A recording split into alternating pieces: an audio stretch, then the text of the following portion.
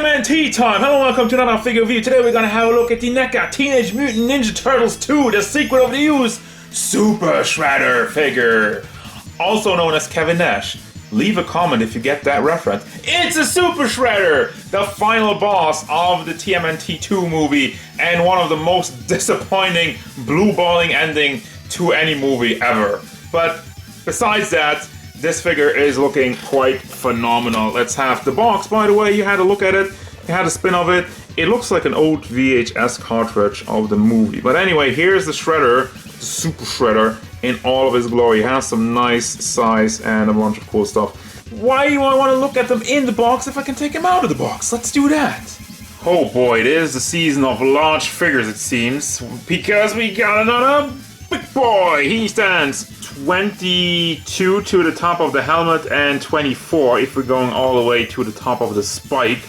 Now for your inches, that means he's 8.8 inches tall, almost 9 to the top of the helmet, and 9.5, 9.6 to the top of his helmet blade. For your size comparisons, I got, here's Jolter, the original Playmate Super Shredder, Super 7 Shredder, Neca Movie Shredder, Neca Movie Wrath, and Darkseid. Overall, look in detail for this overworked SOB. I don't even know, like there's so much in this. So I want to grab a hat and say, like, there's a lot of exaggerated muscle work here and whatever. That's accurate to the character, to the costume which they had in the movie. Just get that out of the way so I don't have to repeat myself over and over again. Now aesthetically, I want to have a look at it, and I feel like his limbs are a little bit too long. His legs are super duper long, and even like the arms, I feel like they were a bit shorter. Now this is based on Kevin Nash, and Kevin Nash was a big dude,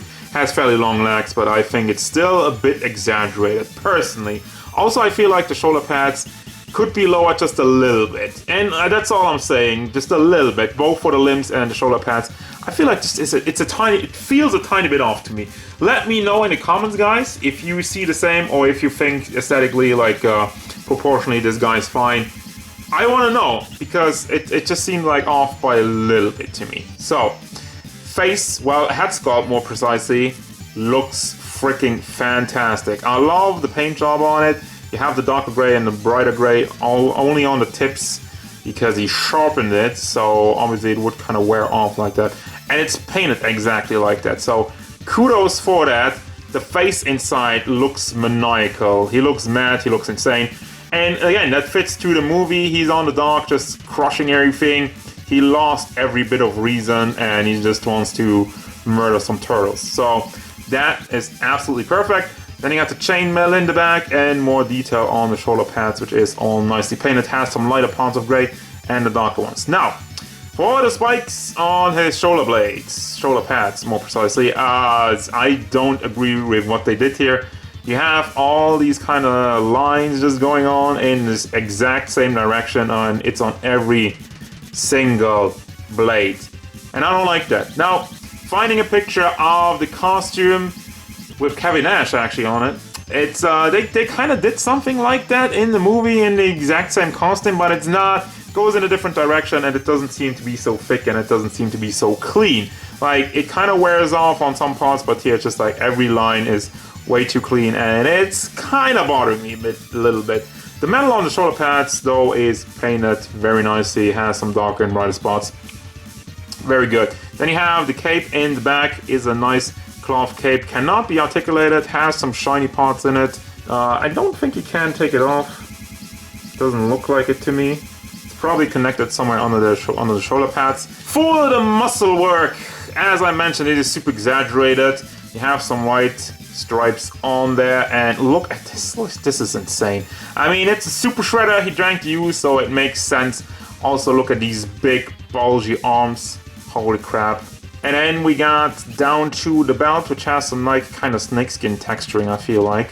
I don't know if that's the intention, but that's what it looks to me. He has some ponzu, also some more muscle detail in the back. And the ponzu with some texturing on there. Got the blades in the forearms, same as shoulder blades. Has the hands that look really ugly, really rugged. Like, I mean, he ended up in the back of a trash compactor at the first movie, so that's probably still the injuries he has from that, and these legs, dude, holy crap, these legs, I have nothing to add to it. He never skipped leg day, that's for sure. Then for the blades, on the lower half, have a little bit of a paint issue here. There's some big stripes and a spawn over there. Little bit of quality control, not too mad about it. That's really the only thing that doesn't really line up with the paint. And he has his sandals. And there you go. That's all for your Super Shredder. I mean, that's it for the look of your Super Shredder, but we still have a whole bunch of articulation to get through. So the head does not have the greatest range of motion, does have a little bit of side-to-side tilting, and does probably go all the way around, but I don't want to force it, especially since Neca joints, you know, they like to break. Though the neck is really where it's at, because if you combine that with the head, it does have some fairly good range side to side as well, and also goes back, so you can look up just enough. Then you have a big hinge in the shoulder, which, oh my god, please don't break. It's so stiff again. I heated it up earlier, but I feel like maybe he needs another session. Goes up like that, does rotate all the way around. It should, but it's hard to grab around it. But yeah, it does rotate around. Just take my word for it. Then you got the double hinges, which is kind of weirdly engineered. You got one hinge in the shoulder itself, the elbow itself, mixing shoulder and elbows up again. And then you got another one in the forearm. So overall, if you pose it correctly, it doesn't look bad, but overall it's a weird thing. Also, the shoulder and knee parts can be rotated around over here and over there. And for the knee, just like the upper part, still has a little bit of room to rotate the lower one. That's it. That's just a straight up hinge, so you can't get anything out of that. Then you have a hinge in the fist, goes back, forth, rotates all the way around. Chest area doesn't really have anything. It's kind of weird how they cut it up. It does function as a swivel. For the lower hip part, you have some articulation. I guess it's just on the ball. It is okay. It doesn't really tilt side to side, but goes forward a little bit, goes to the back a little bit, and can be used as a swivel. This one is stuck again. Oh. Then for the legs, goes forward, goes out to the side, and it does go to the back. You can rotate it over here. Double hinged knee. I think that's as much as the upper one goes. And then for the foot, very nicely engineered, by the way. You have a pivot on this side of the sandal, and then you have the hinge in there. As such, it does rotate side to side cleanly, nicely, and then with the hinge, does go to the back, and it does go to the front. Has some very good stability.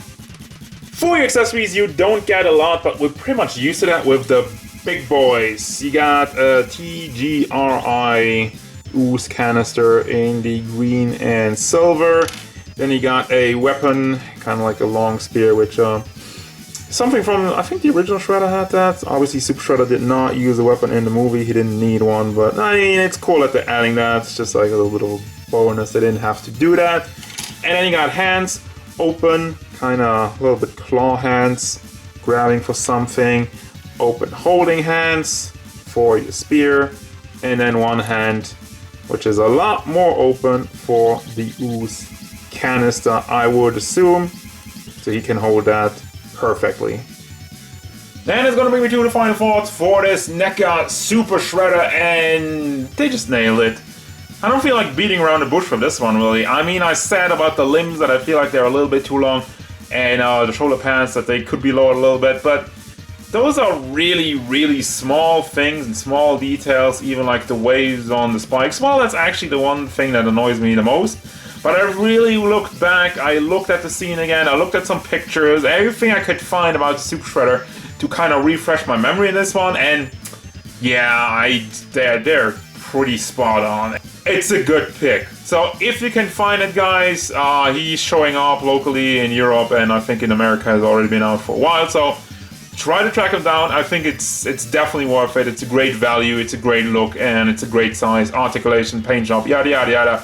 All of it is pretty darn good. So that's gonna do it as usual. Thank you very much for watching. Don't forget, if you enjoyed this review, hit it up with a like and subscribe to the channel so you can stay tuned for more figure reviews, card game stuff, and whatever Shredder wants. Like those stupid lines on spikes. That's really the most I can say.